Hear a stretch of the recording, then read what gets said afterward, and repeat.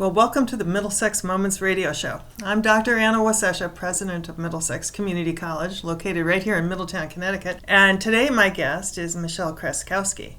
And there are lots of consonants in your last name too, so we have that in common. Michelle teaches in the biotechnology program here at Middlesex, and we thought it would really be, kind of fun and interesting if she could come on the show and tell us, first of all, what biotechnology is, why there is such a thing, and what good is it, and what students might do with it once they go through the program here. So we can just start. Let me just start by saying that you're now just finishing your second year teaching here at Middlesex, and that you finished your PhD at Wesleyan. Right? I did, yes. How did you? Not how did you find us? I hope you knew we were here all along.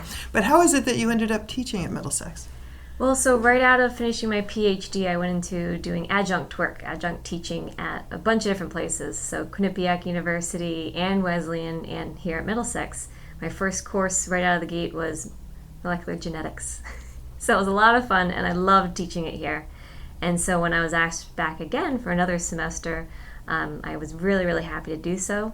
And then I got onto some of the grant work here, did a lot of fun things on that, and segued into my interim position last year, and then full-time this year. Did you teach as a graduate student at Wesleyan? Yes, every semester.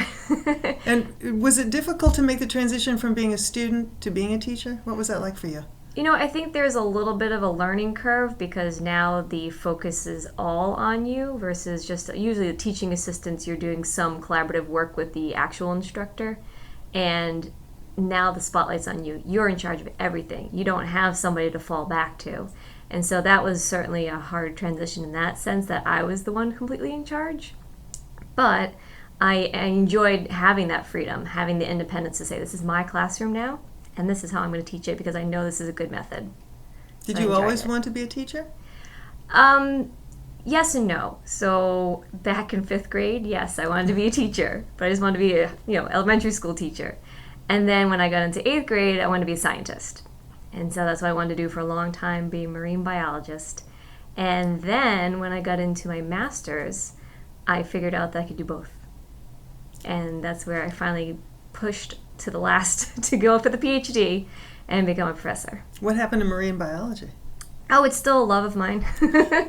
That was my undergrad, and then I segued into more freshwater things in my master's and stayed pretty much freshwater in my PhD, and now in my sort of postdoc world of research, I'm doing both freshwater and marine.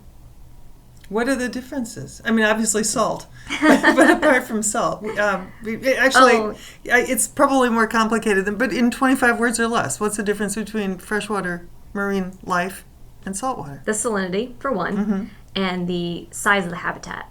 For the second. Oh, yeah. So ocean life, there's a vast, vast world of exploration that we haven't even begun to tap 10% of.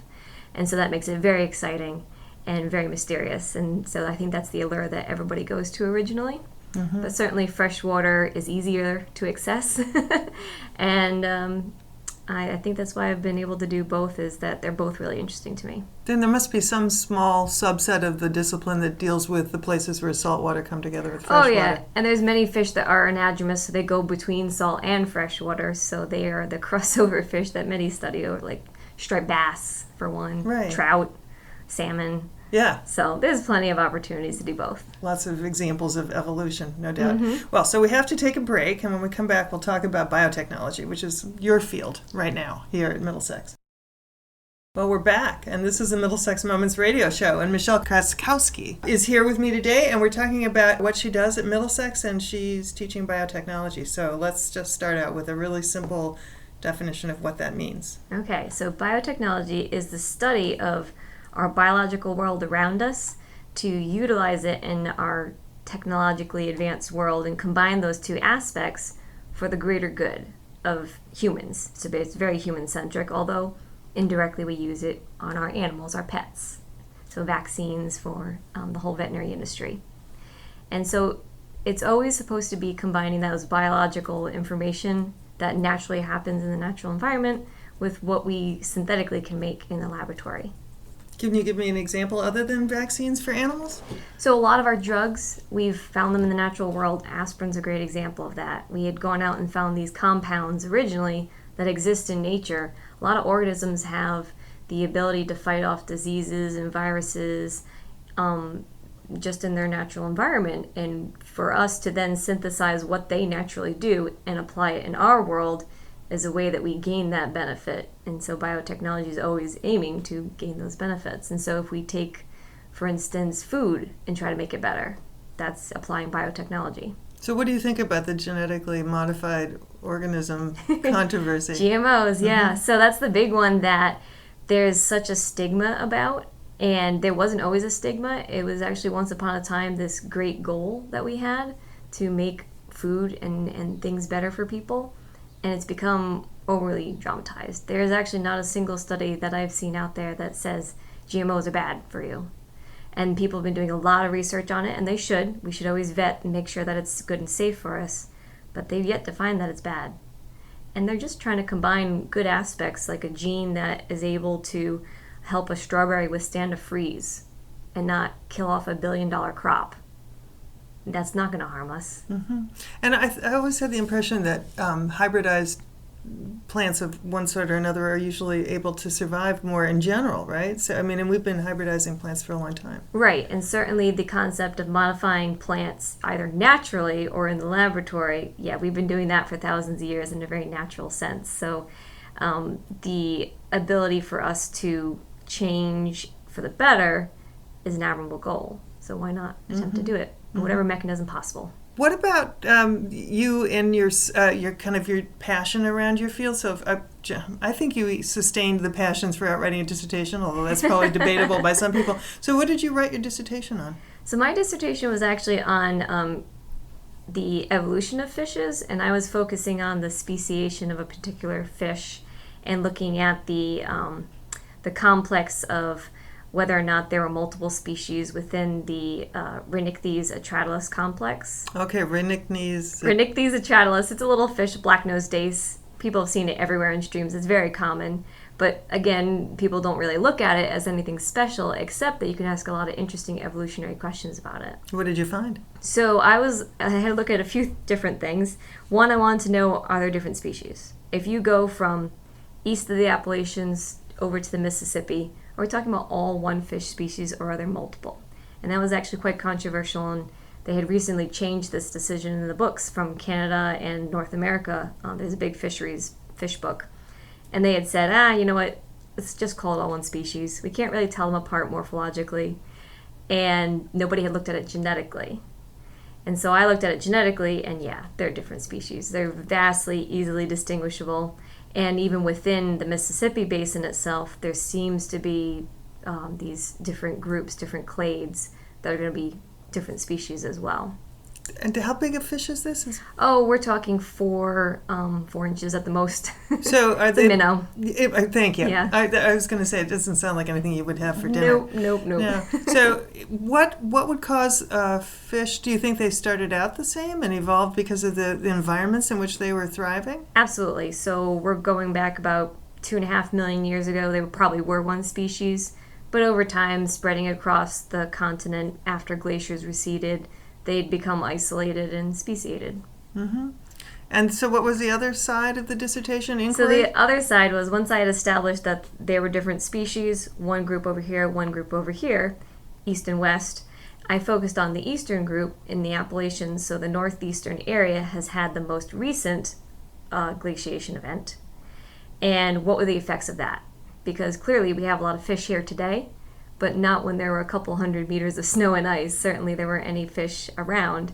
And where did they come from? Yeah, what's the answer to that question? So the answer to the question seems to be, if we look at the genetic history, because we can kind of look at it as a family tree, right? We can look back in our own family history and figure out what part of Europe we may be from. And you can do the same thing with fish.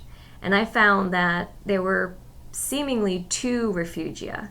So one a little bit to the west in Pennsylvania, and one much closer to our current coast in New Jersey. So just, fish don't care about state lines, but just to give us geographical reference. And that they then repopulated north, is my theory, and supported by the genetic evidence, that we now have this, what we call one species, with Rhinichthyes atralis, the eastern black-nosed dace. But even at that, there is an east-west divide, and that's because of the Appalachian Mountains. And so if you go west into New York or even parts of Vermont, it's a slightly different genetic group. And if you go east all the way up to Nova Scotia, from New Jersey to Nova Scotia, it's almost genetically identical. Is a refugia like a refuge? Is that? Yes. So during the glacial period, they had to go to an area they could actually inhabit, and they were where it was actually warm enough to have rivers and lakes, and they likely went south. I didn't know that glaciation was the most recent glaciation was in New England. Yeah, so that ended about 20,000 years ago. And what is the term for that? I mean, it's not that long ago in terms of the life of the planet. Sure, geographically speaking, that's a blink of an eye. Yeah, right. But for us, that seems like a really long time because we've only been here a couple hundred in North America. But for these fish, they've been around for so long that they've had time to speciate. So the concept that we would find these genetically divergent lineages isn't really surprising, but nobody's looked that deeply before to really look at how they had speciated. So by the end of this dissertation, you had to have said, what's the significance of all this? So the significance was that I just looked at it for one fish. That's all I had time for. Yes. Otherwise, I would have been there a lot longer. And nobody had done that before. Nobody had looked at these fishes for the Northeast. Nobody had looked at this particular freshwater minnow because it was small and nobody cared about it. But what I find for this pattern, you can certainly imagine for all the fishes you find here that had to repopulate the area after it had been reseeded and allowed for fish to come back in. The interesting part is that I was looking at it from the genetics perspective and the ecological perspective with the evolutionary questions, but the geology and geography is so important. And I actually did a lot of time on reading up on the geology for this term of varve chronology. Have you ever heard of that? No, how do you spell it? Barve. And so it's doing cores into old glacial lake beds, and so they could actually measure the amount of recession of the glaciers and how they moved and where exactly they were over time, because then they can carbon date it and figure out how long ago, and also based on the layers that accumulated, how long the glacier was melting right there. And then once it was gone, you don't get those layers anymore, so they know that it had moved on. Mm-hmm. So do you think that the dace, is that how you pronounce it? Mm-hmm. And Yep. how do you spell it? DACE. Okay, all right. If the dace are food for other fish, are they co-evolving along with them, do you think? Likely. I mean, you're an animal and you're hungry, you're going to follow the food. So as a trophically important prey item in an ecosystem, these fish are going to be leading all the other fish to the new areas to inhabit. Mm-hmm. And did you see any signs of ecological damage to them? Acid rain, all those sort of things that... This fish in particular is fairly resilient. The only thing they cannot withstand is salinity. Oh. So in terms of narrowing down how they would have recolonized the area, I could eliminate all the saltwater options because they do not tolerate any saltwater. Where did you take your samples for the western U.S.? So I called up a lot of ichthyologists. I had a lot of museum samples sent to me, and a lot of folks went out and also collected for myself and my colleagues. But I did a few on my own, mostly in the Northeast. I'm just curious about, so ichthyologists would actually scoop them up in little minnows nets and put them, somehow preserve them. Yeah, so you can preserve them. If you're going to do genetic analyses, you want to preserve them in purest alcohol you can find, so 90% or better. And the nice part is, for these genetic analyses, you don't need much tissue. You just need to collect a little piece of the fin clip, so you clip the caudal fin, and then you can send the fish back. So you don't even have to harm them. They'll regenerate their fins. So, and I have just got to ask this question. Sure. So are you doing this off live fish? Yes, so you catch the live fish, yes, and then you take a little piece of the caudal fin and you preserve that in the alcohol, and you can send the fish back. So they join the millions and bazillions and trillions and gazillions of other dace that are flowing around in like the Mississippi River, right? Oh, yes. Yeah. Yes. And so we always keep a few for vouchers, because that's museum requirements. But yeah, most of them we send back unharmed. This is so great. I just love it. So we have to take a break because time goes by really quickly. But when we come back, we'll keep talking maybe about fish, but certainly about biotechnology. Well, welcome back to the Middlesex Moments radio show. Today, my guest is Michelle Krackowski, and she's a biotechnologist. Or are you a biologist? What would you say? So I tell people that I'm a molecular ecologist. Oh, my. But that falls under biotechnology because it's such a vast field. So what would your describe the subfield? So my subfield would be fish genetics. Mm-hmm. So since I study their ecology and evolution, that's really the niche there. Yeah. So now why would a student want to major in biotechnology here at the college? What does that mean for them? That means a lot of opportunity. Biotechnology it's a big term, and it covers in its umbrella everything from pharmaceuticals and drug manufacturing, vaccines, to the ecological world, which I do my research in, and everything in between, from aquaculture, agriculture, genetically modified organisms that we've briefly spoken about, and then moving into the newer stuff like tissue regeneration and different cancer therapies, going into gene therapy, personalized medicine. That's really on the cusp of becoming a big part of our world, that as our technology advances, we're going to have a lot more people getting job opportunities in that. It does make sense to me, personalized medicine, that everybody wouldn't be a one-size-fits-all with the way that you introduce some sort of chemistry into your body, and I would react probably very differently from another 10 people with the same kind of condition. And that goes to the antibiotics piece, right? Right, So. And absolutely. And it's wonderful that now we're finally able to look at people's genomes and look at their differences in genetics and apply it in that sense and say, oh my gosh, this drug's never going to work for you. Why are we going to bother with it? Mm-hmm. And so we save time, we save money, and we save people the pain and, unfortunate side effects sometimes. Sure, and the time also, Mm-hmm. the time that they could maybe be spending being treated with a drug that would be effective. Right. It helps the healthcare industry immensely. Someday we'll get it down in cost. So what's it like right now? In 2015, if I wanted to know my genomic makeup, what would I have to do? So you could do it. There's a few companies out there that kind of have taken the commercialized route and give people a smattering of looking at a few different genes in their genome and give them information about it. But the problem with that is, one, it doesn't give you the whole picture of your genome. And even at that, we're still trying to understand the human genome and what every nucleotide means. Just because your nucleotide at position 215 is different from mine, that might not mean anything. And so we don't know exactly yet what combinations will lead to somebody being more predisposed for a cancer versus what makes them more able to be resilient to a cancer.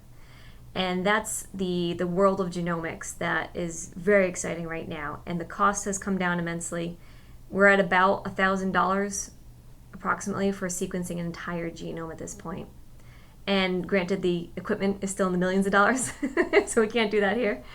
But the cost to actually run it has come down to about $1,000 now, and that was the goal. That was a big goal about a decade ago. Can you a decade ago? I was going to ask you if you could take us through the evolution of even thinking about genomes, and mapping the genome. So give us a brief history. Well, really, it was in the 70s and 80s that we started to even make recombinant DNA.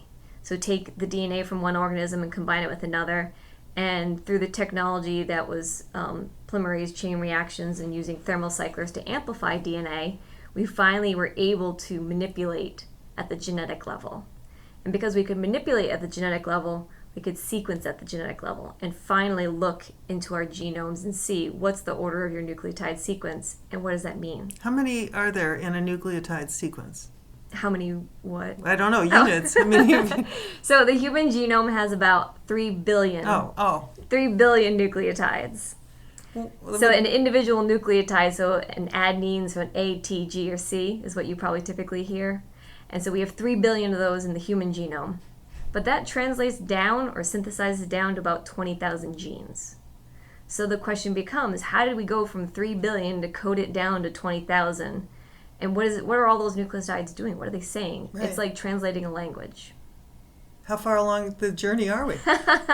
So we only, we're only about 10 years in to really understanding. And even just last year here in Connecticut, we had big projects called like ENCODE. And ENCODE, the sole mission is to really translate that genome into something meaningful. There's this concept that had been published in books for a long time called junk DNA. It was just pieces of our genome, all these nucleotides that didn't seem to mean anything. So we called it junk. Turns out it's not junk. It means something, and we're slowly finding out that it might have very important processes in our body. And so if we are eventually going to go to gene therapy and allowing people to use genetic manipulations to fix them, we better darn know exactly what every nucleotide does. Right. So billions. Yes. It's going to take a while. Are there communities of scholars internationally who are collaborating on yes. Yeah. And even sequencing the human genome was an international effort. Well, you sort of got into the field just at the right moment. Yeah, I was really more of an ecologist. I had never done anything with genetics until my PhD. And when they had asked me, well, how do you want to approach this question of studying the evolution of these fishes? Do you want to learn the genetic techniques? And I just thought, absolutely, I have to. This is where the world is going. We're going to be combining the morphological and genetic aspects of anything for a question. Nothing in biology operates in isolation anyways, so might as well learn as much as I can.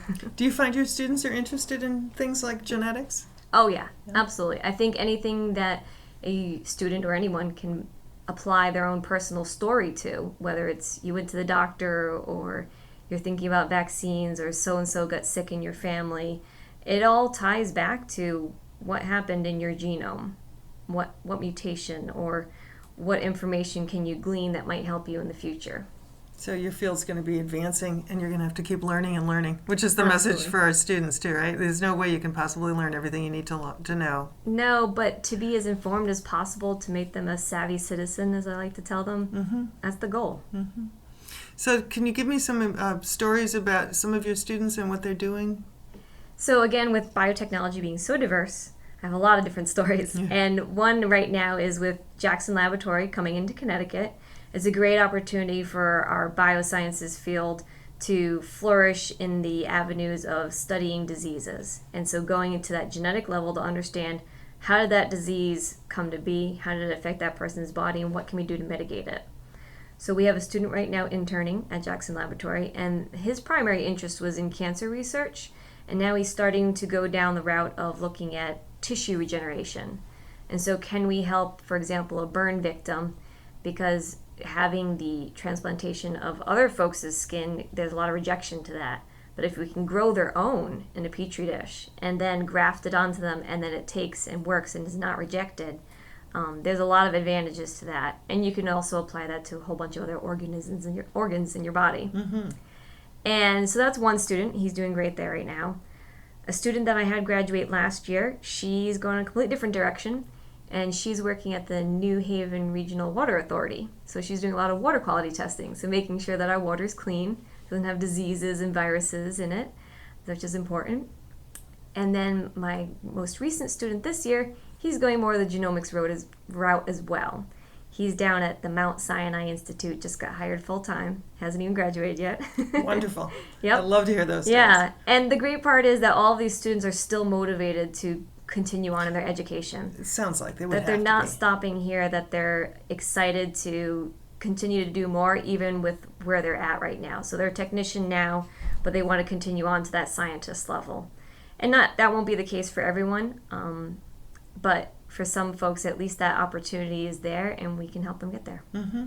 Would you call them bench scientists? What's the expression bench scientist mean? Bench scientist usually means that they're in a laboratory, they're doing work in that laboratory. But you can certainly imagine, even for water quality testing, you might go out to a lake, you might go out to a river, maybe you're going down to the beaches and checking the water quality to determine whether the beach can be open that week. Mm-hmm. So it's not always a full-time bench job necessarily, and maybe in the genomics world it is a little bit more, other than running to a hospital to get the samples.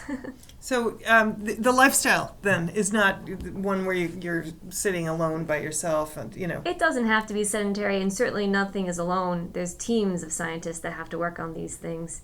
And one avenue like bioremediation, you can imagine, is almost fully outside. Right. So you're doing all the work to clean up a pollution area, soil, water, whatever it might be, outdoors. Mm-hmm. Well, tell me a little bit about what you're going to be doing this summer, because it sounds like you've got a plan for a trip.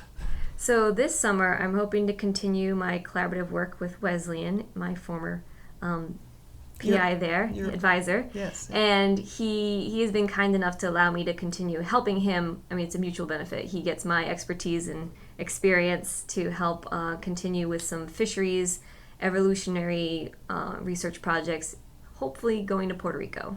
And how long will you be there if this hopefully works out? Well, about a week. Yeah. We usually can get all our collecting done in about a week. Wonderful. I wish you could stay a little longer. Maybe you can figure out a way to stay longer. Well, I thank you for coming onto the show today to talk about biotechnology. I think that it's one of the fields that we have here that we call STEM fields, science, technology, engineering, and mathematics, that is definitely growing in the economy and obviously very stimulating. You know, there are a lot of great things to learn and ways to contribute to society by becoming a biotechnologist. Absolutely. So if anybody listening to this program wants to learn more about it, they can probably find out more if they go to our website at mxcc.edu. Or they could reach out to you by email. Your address would be in the directory on the website, and set up a time to meet and talk. Absolutely. Thank you for having me on today to talk about my exciting field of biotechnology. You're welcome. Well, this has been the Middlesex Moments Radio Show. I'm Anna Wasesha, president of Middlesex Community College, wishing you all a very good day.